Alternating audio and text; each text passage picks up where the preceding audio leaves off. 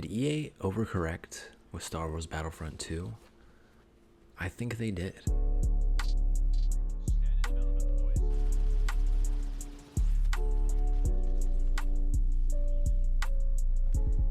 A full-blown AAA $60 game from the creators of one of the most immersive shooter experiences in Battlefield, sharing the title of one of the most beloved multiplayer and Star Wars games of all time.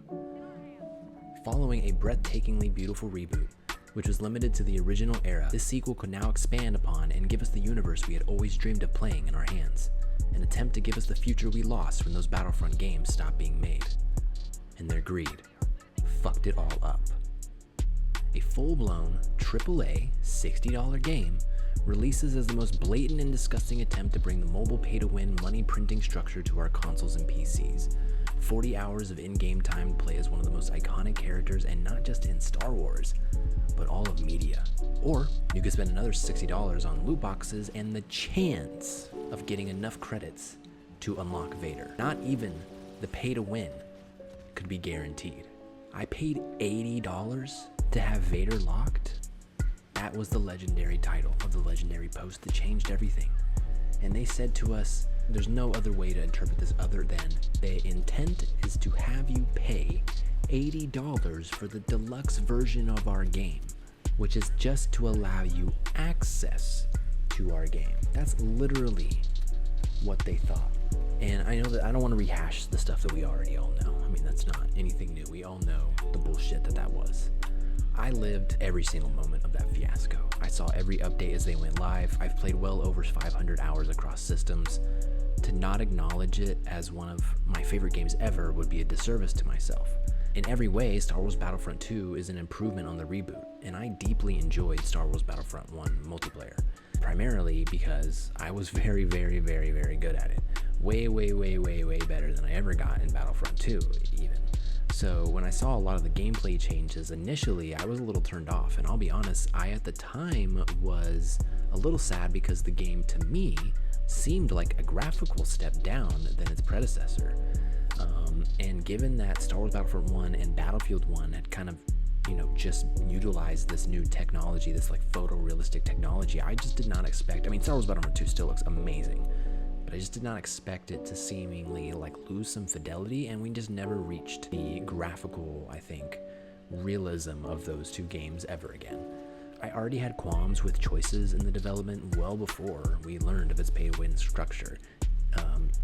Even though realistically most of that was just graphics, gameplay-wise, I couldn't have known until I played, because then I actually played it. Star Wars Battlefront is the greatest casual multiplayer ever made.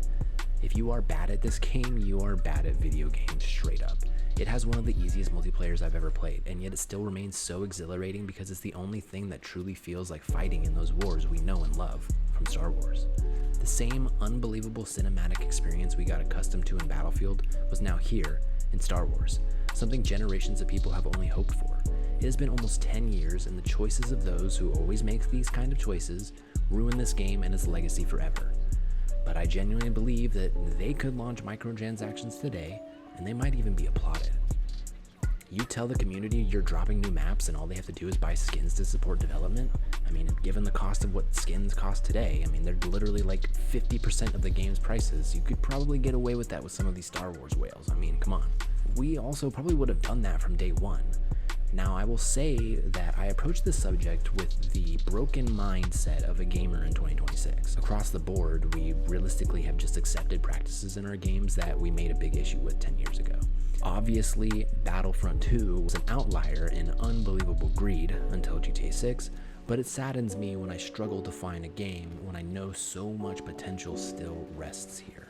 So I think they overcorrected, and I think that, we've tried community blow-ups where we've tried to bring the Steam numbers up and people try to play over on the weekends, but, I don't think EA has a lot of control over the situation anymore, and I don't think Disney cares, because they just don't. They're lost on what to do with the Star Wars IP, so it's very painfully obvious. But I just wanted to do a quick, short little video on the game I love. I hope you enjoyed, and let me know how you feel about Battlefront 2, or whether you kind of agree with my opinion. I think that it's fair to be like they kind of deserve to be punished for what they did. And obviously, like, wanting microtransactions is a crazy thing to say, but I don't know.